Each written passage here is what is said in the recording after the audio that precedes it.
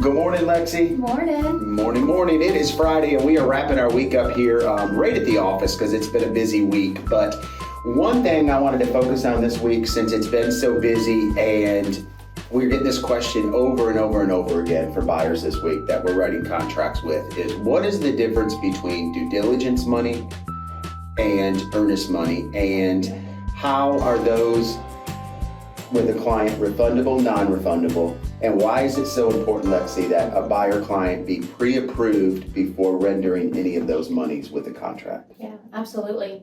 So I think the best place to start with that conversation is just kind of talking about the due diligence period itself.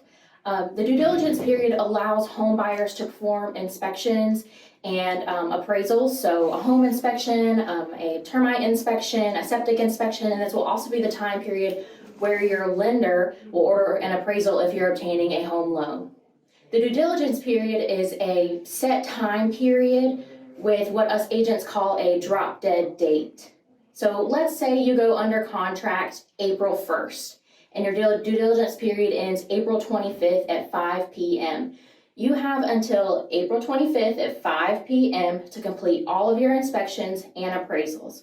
If you decide that you would like to terminate your contract, it has to be done by 5 p.m. at the end of that due diligence period. So in that example, under contract on April 1st, due diligence period ends April 25th at 5 p.m. You would need to submit your termination before 5 p.m. on that date. So, question for you, Lexi. If I was a buyer and I had given non-refundable due diligence money and I had given earnest money, if I did not terminate by the drop dead date of due diligence expiring, what other money am I at risk at losing? You will be, if you do not terminate by 5 p.m. at the end of your due diligence period, you will risk losing your due diligence money and your earnest money. And your earnest money. So that's two different types of money that you run a risk of losing. So due diligence is gone from the moment you write the check to the seller. Yes. But that earnest money is why it's so important by that drop dead date.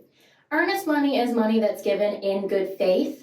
It is held by an escrow agent for safekeeping, and it can be returned if you decide to terminate your contract before 5 p.m. at the end of the due diligence period. So all I can tell you is if you're a buyer and you're working with a buyer's agent, it's really important to make sure that buyer's agent is on the ball and they complete all home inspections, they do all of their due diligence with you, appraisal, etc., to keep you from losing that money. And there's lots of times that I see a buyer having to walk away and losing their due diligence because they purchased something and thought they were going to get X amount of repairs, and the seller said, "Hey, we're not completing any repairs. It's as is." Especially in a tight market like we're in right now.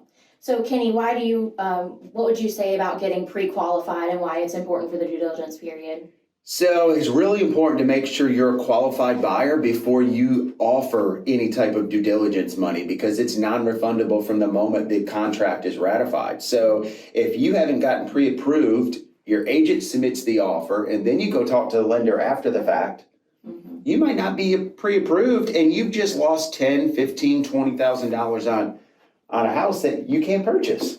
So we just wanted to come to you today and give you a little facts, because there's a lot of buyers out there. The spring market's really getting busy, and we're getting this question daily right now. Yeah. So we'll catch you guys next week, and we hope you all have a wonderful weekend. Bye, guys. Bye.